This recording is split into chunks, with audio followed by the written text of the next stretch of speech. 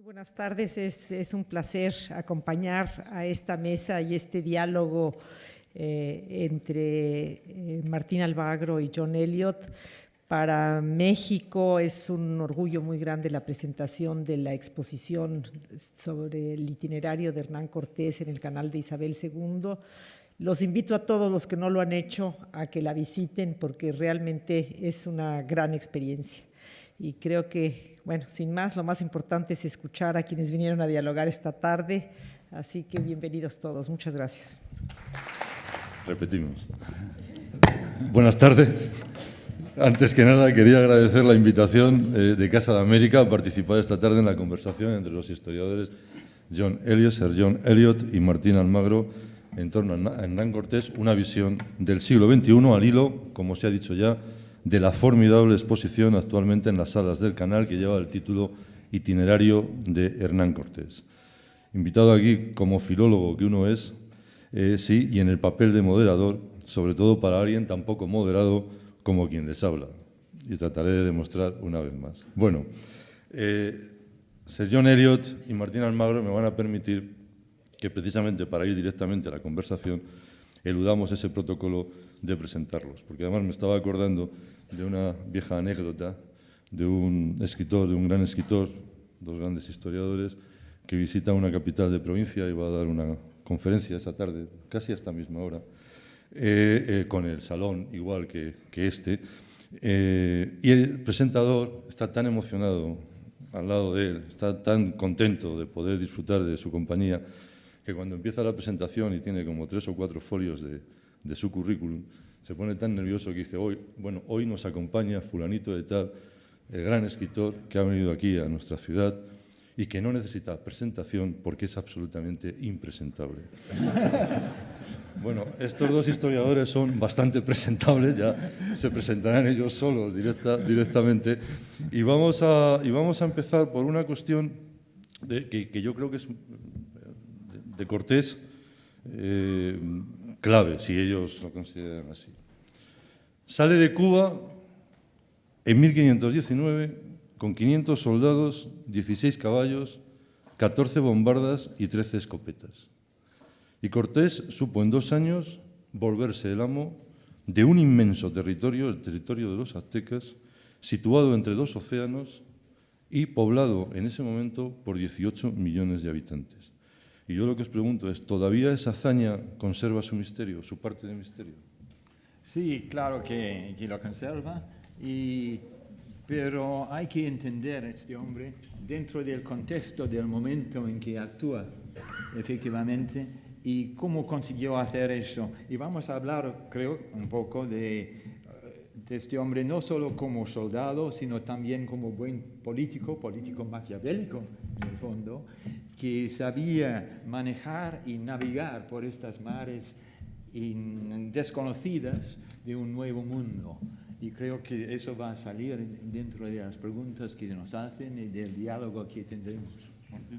No, yo totalmente de acuerdo. Y además también saldrá, supongo, en el diálogo que estamos hablando con una persona que pocos años antes no había visto el mar. Venía de un pequeño pueblo muy bonito, que es Medellín, y iba no con un ejército, iba con una partida de 400 como él, buscadores de fortuna.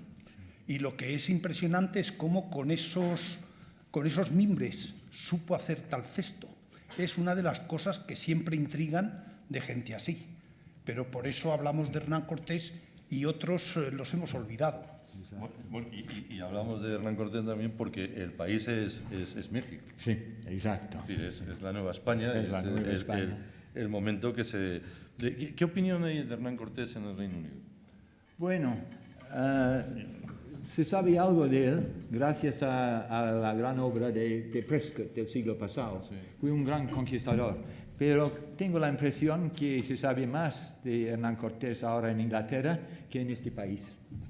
Tengo que decirlo. De eso no nos extrañamos. Porque aquí que se sepa ya, en fin, lo de la historia se está quedando para las series de televisión. Pero bueno, Martín.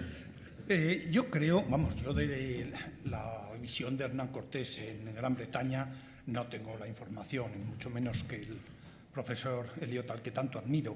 Sí que puedo decir de la proyección. que en España hay, por una parte, la visión que yo conozco de haber excavado en Medellín. Claro, en su pueblo es un héroe, es el héroe popular, nunca mejor dicho. Pero esa visión en España se contrapone con otra visión que viene de la leyenda negra, y como Cortés es la figura más relevante probablemente de la acción de España en América, ha sido también la que ha concretado en la leyenda negra que surge a partir del siglo XVI las mayores críticas ya desde su propia actuación, y luego después se ha relacionado también con el tema de la independencia de México, donde hubo que convertir la labor de España en visión negativa para justificar mejor la parte positiva. Muchas gracias. Y en ese sentido, yo creo que una gran figura como Hernán Cortés ha tenido que sufrir la leyenda negra de la cual es protagonista. Y eso ha dado la ambivalencia que hoy día tiene Hernán Cortés, pero que es un hecho histórico, y yo creo que es también un hecho interesante. Es decir, también se puede historiar ese hecho como la propia conquista de México de Hernán Cortés. Hay una cuestión, cuando precisamente a partir de la independencia surgen, ya venía de antes, pero surgen sobre todo, lo que se dice ahora, dos relatos. Sí. Uno, para ser en términos generales, uno conservador, no solamente políticamente conservador, pero conservador, en el que se plantea la herencia española y que los mexicanos son hijos de españoles y la liberal, que plantea lo que después va a triunfar con todo el discurso revolucionario y con parte de la introducción de la leyenda negra desde el momento en que Monroe dice lo de América para los americanos, y hay una gran propaganda que la ha estudiado el profesor Pérez Bejo, antiespañola de los propios norteamericanos. Sí, y del propio mundo criollo, yo creo, ya en el siglo XVIII, para justificar los crecientes avances hacia la independencia, buscan una base ideológica. La base ideológica es separarse del resto, justificándolo en este plano ideológico. Y ahí juega Cortés indirectamente un papel crucial, del cual somos herederos. Sí, y por eso precisamente es tan importante, a mi modo de ver, esta exposición. Precisamente porque es un tema tan polémico, esto de Hernán Cortés, pero al mismo tiempo se presenta aquí con una objetividad que es muy difícil encontrar entre muchos historiadores, incluso hoy. Y por eso es muy importante la exposición, y creo que tal vez una de las exposiciones históricas más importantes que he visto en mi vida, precisamente no solo por la riqueza de los objetos, sino también por el enfoque, el gran afán de presentar este encuentro de civilizaciones sin tomar partido para un lado o otro.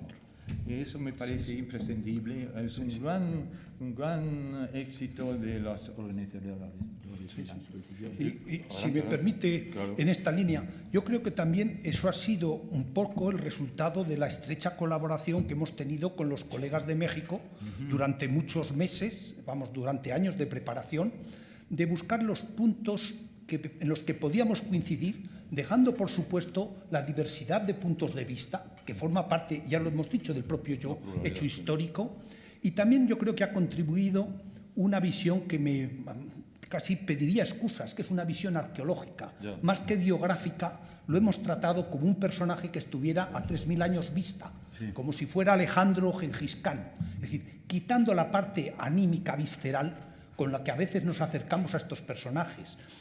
Hay el riesgo de que pierdan vitalidad, pero ganamos en evitar este clímax que a veces nos impide juzgarlo sin anacronismo. Oye, pues ya que os ponéis así de estupendos, una pregunta incómoda entonces.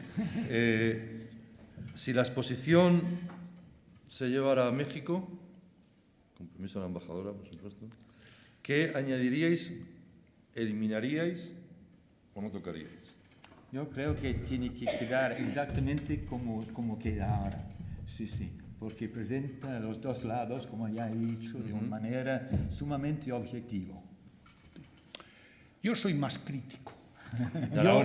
Por ejemplo, Esto va a parecer, ¿no? quitaría la parte del mundo azteca, que allí la conocen mucho mejor, Ya. o ellos la tendrían que organizar, y luego sí les dejaría, sí que aconsejaría que con los magníficos museólogos que hay en México, que son realmente de una gran fuerza creativa y una gran capacidad de transmisión, que las ideas esenciales que hay ahí la transmitieran para su propio pensamiento. Ya. Es decir, cada cultura, cada gente tiene su mentalidad, y hay que encontrar el poeta que lo sabe expresar, que son estos museólogos. En ese sentido, yo creo que sería la misma exposición, prácticamente con la misma idea, pero aún mejorada, porque el problema principal que hemos tenido en esta exposición ha sido la falta de precedentes anteriores. Ya. Y eso es un riesgo, sobre todo con figuras tan complejas. Es que esos ya que estamos en la Casa de América, recordémoslo. Había dos cosas, una de Ortega. Los miembros de la Fundación Ortega y Gasset siempre hacemos un pequeño chiste privado, que es que hablemos de lo que hablemos, citamos a Ortega. Pero en fin, pero Ortega plantea que, y lo dice después Federico García Lorca en uno de sus viajes a América, el español que no conoce América no conoce España. Y es verdad. O sea, que no se puede entender la historia de España sin la historia de América. Y eso es sorprendente que en nuestros planes de estudio, pues fíjate, ¿no? Fijaros, no sé qué puede ser. Sí, hay una división tradicional en este país, en los departamentos de historia, entre historia de América y historia de España. Y lo importante ahora es conectar los dos. Exacto. Claro. Martín. Y más en un mundo global. Y yo diría lo mismo, y tampoco se debería estudiar historia de América en América sin entender y conocer España, porque formamos parte de complejos de larga duración en los cuales sin esta visión global no se llegan a interpretar los hechos puntuales. ¿Qué es lo que más habéis dicho algo, pero para centrarlo en un punto o en algo destacado para los que puedan ir o vayan a ir, que esperemos que sean todos, a ver la exposición, ¿qué es lo que más destacarías de la exposición? Pues hay cosas tan buenas como, por ejemplo, el famoso biombo que viene de la influencia de Japón en la civilización mexicana, pero lo que más me impresionó, creo, que fue las excavaciones de Tecoaque, donde se ve precisamente los huesos de la gente de esta caravana que venía desde el ejército de Pámpilo de Narváez hacia México, y estos restos humanos y los objetos que traían, se ve por primera vez, no lees lo que has visto, leído en las historias tradicionales, sino los ves con tus propios ojos. Eso me parece imprescindible, es algo totalmente novedoso. Sí, sí. Yo también coincido, básicamente. Yo siempre agradeceré a Antonio Saborit, al director del Museo Nacional de Antropología, que nos acompañara con Enrique Martínez, con el excavador de ese yacimiento que es único en el mundo. Pero no porque forme parte de la colonización española, es que en la historia universal de las colonizaciones, es decir, de la historia universal, no tenemos un documento tan realista de cómo los contactos producen conflictos y cómo esos conflictos, si no se saben entender a larga distancia, se juzgan anacrónicamente. Pero esos restos para mí son un monumento al contacto humano, y creo que uno de los aciertos de la exposición ha sido el tratarlos sin morbosidad, que es una cosa que fácilmente se podía caer en ello. Aquí gusta mucho, además. ¿Qué significa la estancia de...? Vamos a ir haciendo pequeñas escalas, ¿os parece? Sí, para ir reconstruyendo el personaje, ¿no? Cortés está a tiempo en Salamanca. ¿Qué representa para lo que va a venir después la estancia en Salamanca? Realmente yo creo que, el profesor Elliot sabe mucho más de esto que yo, pero como arqueólogo yo me atrevo a decir que no sé mucho de Salamanca, sí se ve de los ecos de Salamanca en la vida de Cortés. Y aprendió lo que no se aprende hoy día en la universidad. Se leyó la Guerra de las Galias sin ver los genitivos ni los dativos, pero sabiendo entender qué transmitía ahí Julio César. Y de ahí saca dos cosas. Una, que él va a hacer su propia Guerra de las Galias, que son sus cartas de relación. Van a ser los dos únicos grandes generales de la historia que escriben sus propias memorias históricas. Y otra cosa más importante, aprende de César a que el enemigo de mi enemigo es mi amigo. Y gracias a eso eso que comentábamos al principio, cómo 400, casi diría desarrapados, pueden apoderarse de un imperio, en parte es porque llevan detrás de sí la memoria colectiva de muchos años de cultura que ha captado allí. Sí, eso es lo que se suele decir también en el mundo diplomático, de que tienes que ser amigo del vecino de tu vecino. Pues eso. Eso es. Sí. Yo añadiría también que llegó a conocer a fondo las 7 partidas de Alfonso el Sabio. Así dominaba bien el derecho castellano y utilizaba ese derecho para situarse hacia su jefe, Diego Velázquez, en la Española y en Cuba, y también hacia el emperador. Fue un hombre, a mi modo de ver, quien, sin ser muy culto al principio, sabía asimilar muchas ideas de todas partes y los incorporaba dentro de su mentalidad y sabía utilizarlas cuando vino el momento propicio. ¿Por qué prohíben las cartas de relación, la Inquisición? Pues eso es un tema que yo creo que lo contestará, con perdón, mejor el profesor Eliot que yo. Pero yo creo que porque había aspectos que en un mundo muy jerarquizado, muy normalizado, podía crear inquietudes. En cierto sentido, yo creo que eran a lo mejor excesivamente novedosas y además en aquel momento no solo las cartas de relación, otros muchos escritos que hoy día no entendemos casi por qué se prohíben en España. Y no es por hablar de la Inquisición y la leyenda negra, sino porque era un país muy normalizado con una ideología muy concreta. Pero no soy especialista en esa época. En este sentido, tengo que decir que aquí soy mucho más prudente en mi opinión personal. Muy bien, John. Para mí las cartas de relación son más que todo un manifiesto político para defender su propia posición, porque había sido un traidor, efectivamente, una rebelión contra Diego Velázquez, y utilizaba todos sus conocimientos, su conocimiento del derecho, etc., para presentarse como un leal vasallo del emperador contra un traidor que fue precisamente Diego Velázquez. Claro. Y presentarse así y siempre se ataba efectivamente a la figura del emperador, de Carlos V. Sí. Tiene ciertos enfrentamientos. Sí, al final muchos, pero al principio, y también tenía esta visión bastante religiosa en el fondo, que el emperador Carlos V fue un hombre escogido por Dios y que él, Hernán Cortés, podía precisamente presumirse de ser el siervo de Dios por vía de Carlos V. Es que llega a decir en un momento dado que es un emperador que gobierna sin gloria.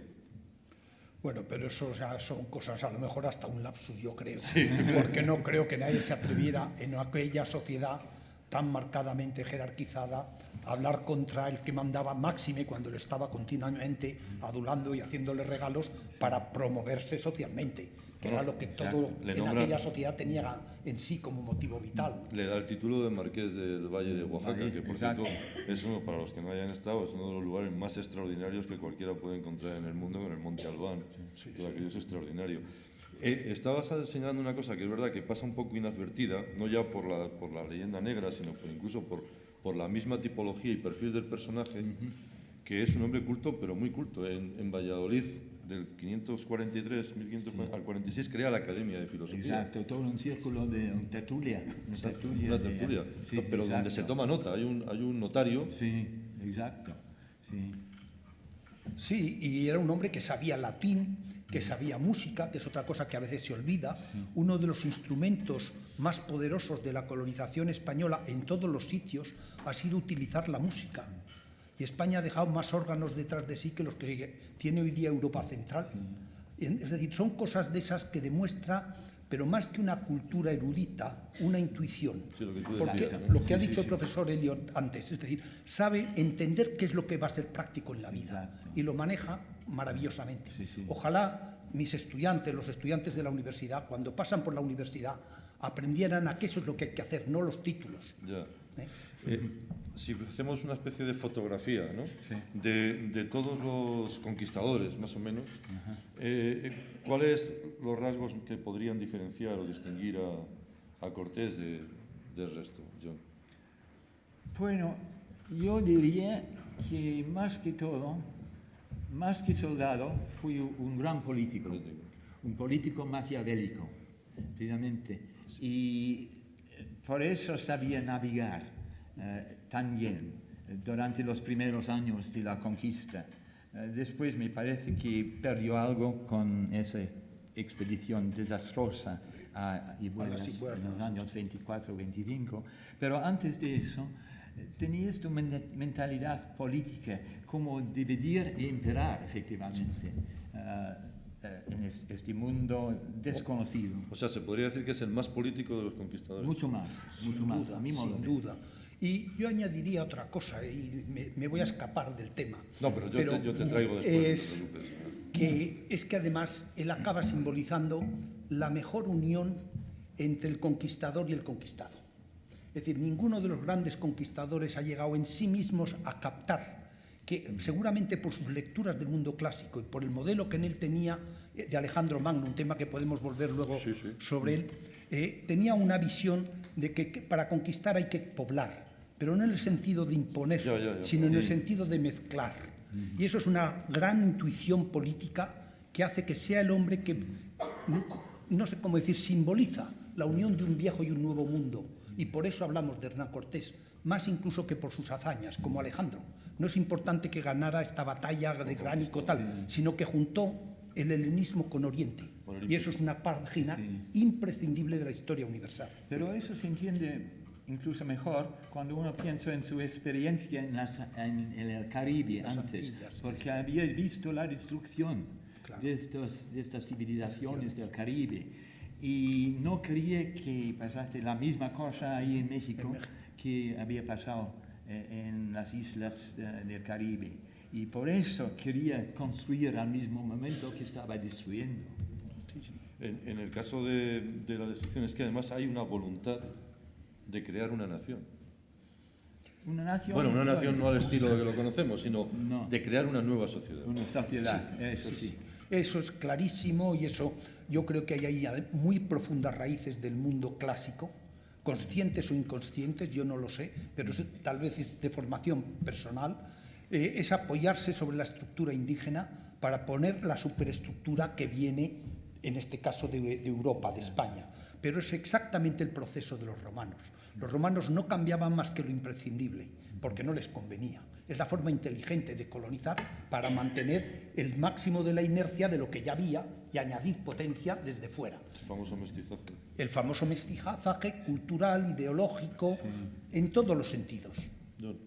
Sí, efectivamente, incorporando a este mundo. Y es interesante, en una de las residencias se le critica porque quería conservar la memoria de esta gente, no destruir todos los monumentos, por ejemplo. Tenía esta visión de una civilización alta, en comparación con lo que había visto en las Antillas. Una de las claves es el idioma. Y el mantener los idiomas a través de las transcripciones. También es de los franciscanos y los... Eso es un tema complejo, muy interesante. También hay que, y en la exposición con mucho sentido ideológico hemos puesto al principio la gramática de Nebrija y al final las gramáticas que hacen los frailes para mantener las lenguas. Pero eso es un fenómeno de política de la Iglesia de atraerse al mundo indígena, incluso a veces al margen de las estructuras estatales, para dejarlas más preservadas, no contaminadas. Es un tema muy interesante, pero eso daría para un diálogo por sí mismo. Muy largo, efectivamente. O sea que volvamos a Cortés. Volvamos a Cortés. ¿Cómo describiríais la situación del imperio mexica antes de la llegada de Cortés y la relación de los mexicas con los de su propio entorno? En mi opinión, pero no es la opinión de muchos, es un imperio bastante frágil, porque durante el reinado de Montezuma había habido muchas rebeliones, precisamente contra Montezuma. Estaba al mismo tiempo cambiando esta sociedad, fue una sociedad más jerárquica al final de su reinado que al principio, una sociedad muy agresiva, que estaba poniendo un peso de tributos, de sacrificios humanos. Había un gran resentimiento por Mesoamérica contra enviar todo a Tenochtitlán. Y yo lo veo bastante precario su situación, a pesar de los éxitos. Y además había habido hambres muy fuertes, se crecía la población. ¿Cómo dar comida a esta gente? Es un momento difícil incluso para Moctezuma. Yo vuelvo a decir lo mismo, no soy especialista en este mundo tan interesante mesoamericano, pero es evidente que el imperio azteca se forma en poco más de un siglo. Sí. Eso quiere decir que tiene una expansión como, yo me atrevería a decir, 50 veces más fuerte que la Castilla que se encuentra a través de Cortés con ellos, y que era en ese momento álgido Castilla la superpotencia de Europa. Lo va a ser durante 200 años. Pero claro, una construcción tan rápida tiene las fragilidades que ha comentado el profesor Elliot, pero tiene también, además, otros hechos. El viejo mundo no tenía rueda, no tenía aportación proteínica de animales grandes, que es esencial para mantenimiento estable de la población que no sea meramente agrícola. Es decir, faltaban elementos tecnológicos que van a llegar con el nuevo mundo, pero que en el viejo, que va a llegar del viejo mundo, pero que en el nuevo mundo esas estructuras eran imposibles en Mesopotamia o en Egipto porque faltaban elementos esenciales para construir lo que llamamos la civilización. Lo habían logrado, pero era una civilización mucho más frágil que lo que llegaba desde el otro lado del océano. El afán de colonización europeo es evidente, ha habido a lo largo de casi nuestro colega Manuel Lucena siempre ha contado que la globalización empieza prácticamente con la llegada de los europeos a América. Ahora, hay una pregunta que también puede ser uno de esos enigmas de la historia, o no sé si ahora esta serie del Ministerio de la Historia no lo puede resolver, pero en fin, mientras tanto, vayamos a los que sabéis. Hay una cuestión que es, el mismo intento de conquista se produce 2 veces en el continente, sobre todo en China y Japón, y no entran, y no consiguen entrar. ¿Eso significa que ahí se encuentran con imperios poderosos? Sí que había imperios poderosos, pero lo interesante de la colonización europea, para mí, es la formación del imperio territorial.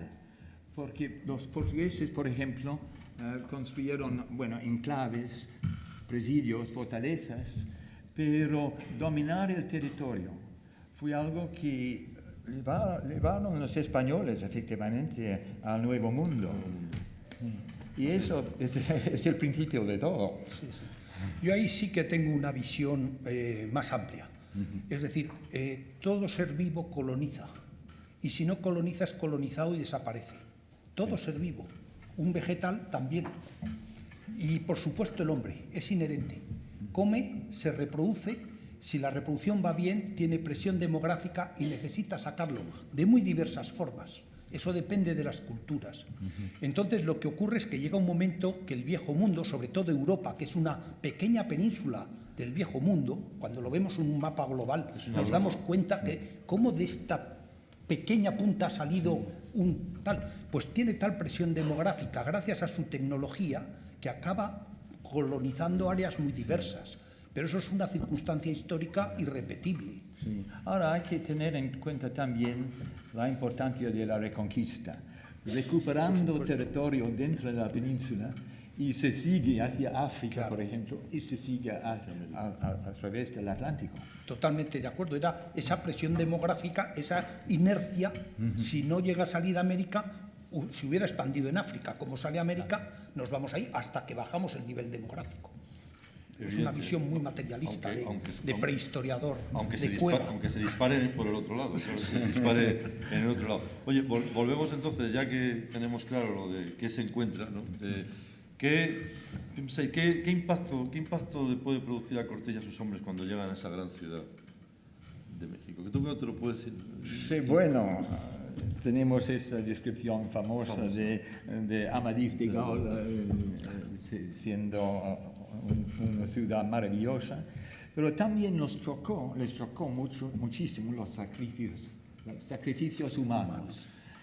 Eso a mí eso siempre sorprende, porque claro, dices, al principio dices, es verdad, los sacrificios humanos, las pilas de piedra, sí, la sangre. ¿no? Sí, pero venían de un territorio en el que se quemaban personas vivas. Sí, pero Sí, no era... pero no. En esta escala, nada. No se En puede ese comparar. momento. No, yo más bien creo, la primera impresión es que esta gente no había salido a ver el mar. Lo que llaman en España el mar abierto. Venían la mayor parte de Extremadura, que es una tierra continental y pobre. Yo he excavado en Medellín en los años 60, antes de la emigración y del cambio enorme que ha tenido todo el mundo rural español, en gran medida gracias a despoblarse, pero es así. Entonces, ¿qué suponía para esa mentalidad? Para uno de Medellín que yo cogía en el año 60 y lo ponía en la ciudad de Tenochtitlán, lo que dicen las crónicas, creían que soñaban despiertos lo que decían los libros de caballería, porque era realmente impresionante lo que tenían delante, que a veces nosotros con la visión heroica de Hernán Cortés parece que el enemigo es tonto, y no es así, se quedaban impresionados. Eran ciudades mucho más grandes y aparentemente más ordenadas que las que ellos traían de la Europa medieval. Entonces eso hay que reconocerlo. Luego, otros aspectos pues serían más discutibles, pero por ejemplo los paisajes enormes de México. La inmensidad americana. Claro, son a escala muy superior lo que un pastor está acostumbrado a ver cuando se mueve de montaña en montaña. Muchos de ellos eran pastores. Entonces hay cosas que les sonaban, otras que no, y sobre todo era un romper esquemas y adaptarse a esos esquemas, que eso es lo que es maravilloso, porque es capacidad humana de adaptación. Somos el animal más adaptativo. Y se nota en estos casos. El que sobrevive o no sobrevive. Y para explicar este mundo, precisamente, utiliza las experiencias de la Reconquista, y cuando ve un templo mexicano, dice que es una mezquita. Una mezquita. Mezquita, están pensando en los moros. Sí, y cuando ven los ídolos son los diablos. Bueno, siempre están pensando en el otro. Claro, el otro, claro, En el otro, la que es el mentalidad. que es el que está enfrente. Oye, John, ¿en qué momento Moctezuma es más o menos consciente de que Cortés va por todo? De que toma la determinación de que va a conquistar el... Es muy difícil saber eso, pero yo pienso que en el momento cuando está tomado preso por Cortés, se da cuenta. Que va de verdad. Yo tengo la impresión que antes tenía mucha confianza, porque había tenido muchas victorias en su vida, creía que podía manipular a esta gente. Y en ese momento, como tomado preso capturado por Hernán Cortés, yo creo que tuvo la impresión al final que había perdido el juego. Moctezuma. Yo creo que sí, no soy tan especialista y creo que esto es más un hecho psicológico que realmente histórico. Sí, realmente es de las páginas más interesantes, pero al mismo tiempo más misteriosas, más difíciles de saber. Y ahí seguro que debió jugar con lo que ha comentado el carácter maquiavélico de Cortés. Cortés lo debió atraer y al mismo tiempo medio engañar, es decir, iba como cuando se hace la pesca, no tiras de golpe, vas poco a poco con intuición tirando. Yo más bien me supongo que es una cosa así, pero no lo hago como historiador, eso es una intuición personal. Cuando uno piensa que estaba prohibido tocar a este hombre y capturarle así, es fuera del conocimiento, del entendimiento. Eso tiene que ser un momento fascinante. Fascinante. Para la historia. Es semejante a cuando los japoneses oyen por primera vez la voz del emperador. Claro. Sí. En la revolución. Exacto. Y se producen, pero miles de suicidios de japoneses porque se ha derrumbado todo. Exacto. O sea, ese tocar el Dios viviente, ¿no? Es el colapso de un mundo y un mundo mental. Pero cinematográficamente qué maravilla sería esa escena en la que Cortés sujeta a Moctezuma. Y entonces sería increíble, ¿no? Sí. Oye, entre las cosas que siempre se cuentan, entre la Vulgata, más que nada, pero vosotros sabéis, entre la Vulgata se cuenta que la cuestión de las enfermedades, ¿no? Si las enfermedades tuvieron un papel clave o no tuvieron un papel clave en reducir o... Sí. Evidentemente es uno de los factores determinantes, Sí. y lo cuentan ellos mismos, sobre todo durante el sitio de Tenochtitlán, debido a los esfuerzos y a la peor alimentación y a la falta del agua, se propagó una epidemia de viruela que es semejante a lo que hoy día hemos visto del ébola. Son cosas que difícilmente hoy día lo podemos entender con nuestra higiene y los conocimientos tecnológicos que tenemos. Y eso contribuyó poderosamente a diezmar la población y, por tanto, la resistencia.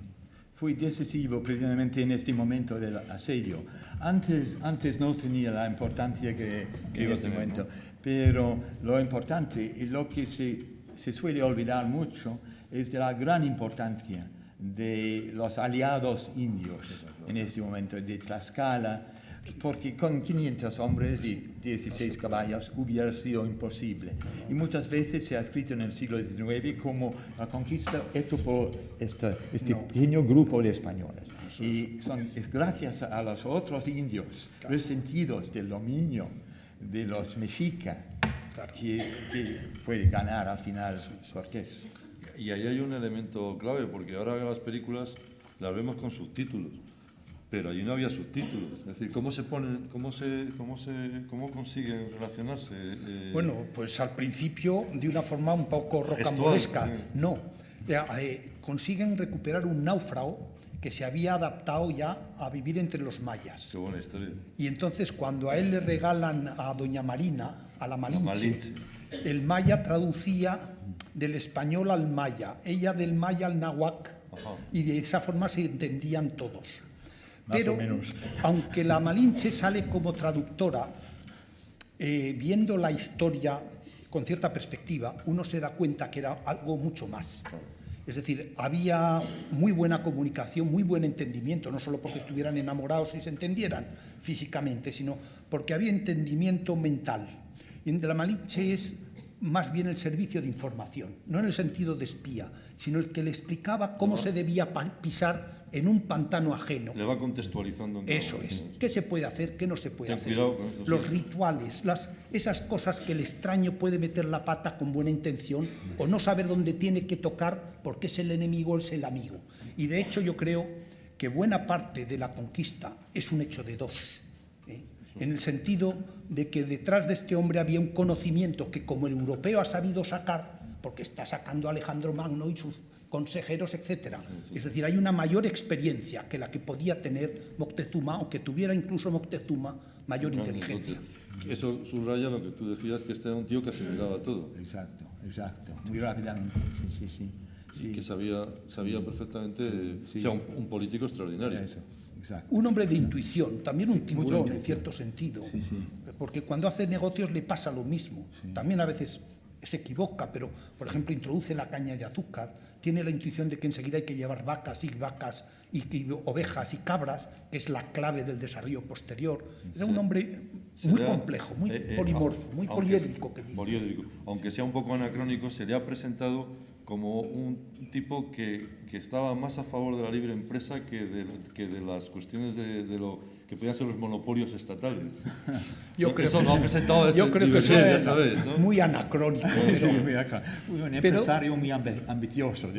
Sí, transmite la idea de que era un hombre, con iniciativa, y además bastante eficaz, aunque a veces metía la pata, tenía fallos garrafales como la conquista de las Ibuernas, que es increíble en un hombre de esas dotes. Sí. Bueno, es que ya sabéis que nadie es perfecto. ¿Cuáles son, en vuestra opinión, las condiciones que hicieron que la corona de Castilla se lanzara al mar? Porque yo creo tal y como se cuenta a veces, ¿no? Tu colega Hugh Thomas ha contado con el imperio. Sí. Bueno, ya había un lado atlántico de la península, muchos viajes de marineros vascos, etc.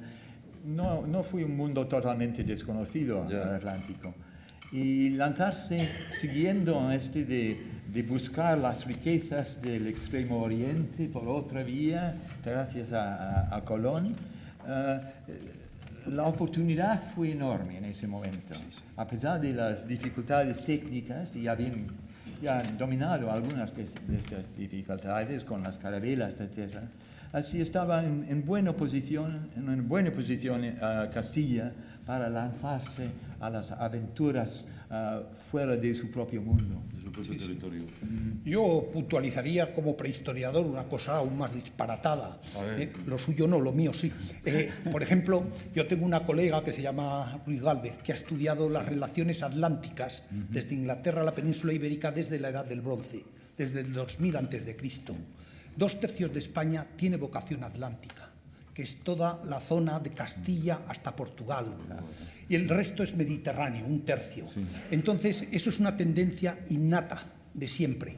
Cuando llega la Reconquista, se acaba la Reconquista y en ese momento se ha descubierto además la carabela, que es la que permite volver en esos viajes muy largos, cosa que los barcos a remo no. Se han producido las circunstancias necesarias para que aparezca un Colón. Como una vez que se llega a América, hay las circunstancias necesarias para que aparezca un Hernán Cortés. Es decir, si no llega a ser Colón hubiera sido otro, si no es Hernán Cortés hubiera sido otro. Porque ya estaba en La tecnología y el desarrollo y la presión demográfica estaba ahí.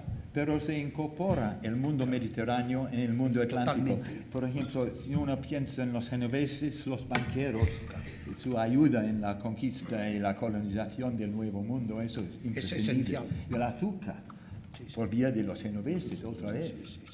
Sí. Y yo cuando he dicho una España atlántica y una mediterránea, no es que haya una frontera, porque están mutuamente entrelazadas. exacto. No se puede trazar una raya. Sí, pero hay una voluntad curiosa que es muy, muy relevante lo que dices, ¿no? De que venga de 2000 años antes. ¿no? Que son tradiciones habituales, ¿no? Como Porque sí hay, incluso ha llegado a haber un debate político en esa proyección atlántica de España o esa proyección más europea o europea, en el sentido de que si España tiene un significado en la historia o tiene una parte de la historia es precisamente por América y que su lugar está más, como hablábamos al principio, ¿no? África fue un desastre, en el fondo. Claro. también era menos interesante. en el Menos fondo. interesante porque faltaba riqueza, o la riqueza accesible. Era más complicado, sobre todo había que moverse más. Vuelvo un poco al principio. ¿Creéis que está suficientemente valorada la figura de Hernán Cortés hoy o todavía que hacen falta muchas exposiciones como esta para que entendamos la repercusión que tuvo en la historia? Es que no es políticamente correcto elogiar a los conquistadores y los colonizadores en este mundo de fines del siglo XX, principios del XXI. Y por eso es difícil juzgar a esta gente, porque parece fuera de nuestro mundo mental, nuestro entendimiento de la gente. Pero precisamente por eso tenemos que contextualizarlos históricamente, entender sus preocupaciones, sus ambiciones e intereses. Y sin hacer eso no vamos a tener una visión objetiva de lo bueno y de lo malo de la conquista de México. Sí. Yo opinaría lo mismo, es decir, yo no sé quién cuando estudia a César o estudia a Alejandro Magno se detiene a ver si era bueno o malo. Lo que nos importa es que uno crea las bases del Imperio Romano, otro crea la unión del helenismo con la cultura oriental, que son pasos, escalones necesarios en toda la historia de la humanidad, porque acaba repercutiendo en el último rincón de la Tierra. Los conquistadores es una de esas etapas así. No se puede juzgar anacrónicamente, no estamos en el 16, pero sobre todo es el resultado de ese proceso que he dicho antes. Todo ser vivo coloniza y gracias a esa colonización la cultura humana es cada vez más rica, porque intercambia de cada cual lo mejor. O sea, podemos empezar a concluir. No hay lenguas puras, no hay razas puras. No hay razas puras, pero además Y cuando oímos hablar de eso, pero salimos además corriendo. es que aprendemos viendo lo que hace el otro y copiamos lo bueno y quitamos lo malo. Hay una sana competencia como en el campo biológico, una selección natural, hay una selección cultural, sin que esa sea perfecta. No estamos hablando de moral, estamos hablando de historia. De hechos, ¿no? Exacto. Oye, John, había uno de los más espléndidos historiadores mexicanos, José Luis Martínez, que conoce muy bien la obra de Cortés, decía, a Cortés hay que librarlo de las ideologías y estudiarlo con la cruel objetividad de la historia para descubrir, con luces y sombras, una personalidad excepcional. Exacto, estoy totalmente conforme con eso. Y además hay que poner la conquista de México dentro de toda la historia de la globalización que conocemos en este momento. Es que México a fines del 16 se cree que es el centro del mundo ya. Y si uno piensa en la plata de México, que circula el mundo y todo acaparan, al final los chinos, efectivamente, va o por el galeón de Manila al oriente o por vía de Europa y va a los bolsillos de los chinos. Pero eso crea por primera vez un mundo incorporando a 4 de los continentes. Eso es un hecho histórico de la primera importancia. Por eso es tan importante este hombre. Claro. Yo opino lo mismo. Yo creo que también hemos convertido a Hernán Cortés en una figura cuando en realidad es un hecho histórico mucho más relevante lo que hay detrás. Y que si empezamos a ver que si la Malinche, que si la batalla de tal, nos perdemos la importancia de que el viejo y el nuevo mundo solo una vez se ha encontrado en la historia y nunca más se va a encontrar. Y que gracias a ese encuentro, como ha dicho el profesor Elliot, hoy día vivimos este mundo global, que a veces nos asustan con él, y al contrario, es mucho más positivo. Es una escala sin precedentes en la historia de la humanidad. Es enormemente optimista el hecho. No hay más que un mundo, como dijo Las Casas. Sí, sí. Oye, ya sabéis que se publicó un libro bastante polémico del profesor Christian Duverger, en el que planteaba que la historia verdadera de la conquista de México, firmado por Bernal Díaz del Castillo, había sido escrito por Cortés. Pues no lo creo, porque ¿por qué va Díaz del Castillo a criticar a Cortés si está escrito por Cortés? No tiene sentido para mí. Yo con ¿Tú seguiste la polémica? un gran aprecio por el colega diré que lo único que puedo decir es que yo no he sido el que lo he escrito. No, eso te salva, eso te salva. ¿Cómo es el final de la vida de Hernán Cortés? ¿Cómo? Es triste como final. Es que el mundo burocrático ha tenido la victoria al final. Este hombre, tan buen político al principio, no puede luchar contra estos oficiales y ministros de la corona de Castilla. Y al final es un fracaso, el pobre hombre. Yo creo que sí, como el resto, como están sus restos hoy día, que no tiene un gran monumento, como el que no tenga una calle grande en Madrid, pero yo creo que eso nos puede hacer pensar que tenemos que dirigirnos al Ayuntamiento de Madrid que le mejoren la calle. Pero creo que en el fondo esos son anécdotas. Lo que importa de Hernán Cortés es su gesta por el atractivo que tiene, que no cabe duda, y luego sobre todo que personaliza, yo creo, lo que he comentado antes, la unión de 2 grandes mundos. Y en eso, pues es verdad que su final es trágico, su inicio es humilde, bueno, pues esa es su historia, es humano. Es humano. ¿Cómo fueron los años finales? ¿Podríais ver, haciendo honor al título de que nos convocaba en esta conversación, cómo se ve Hernán Cortés hoy, en el siglo XXI? Bueno, como se ve en este momento, se sabe ya demasiado poco de su vida y de su trayectoria, efectivamente.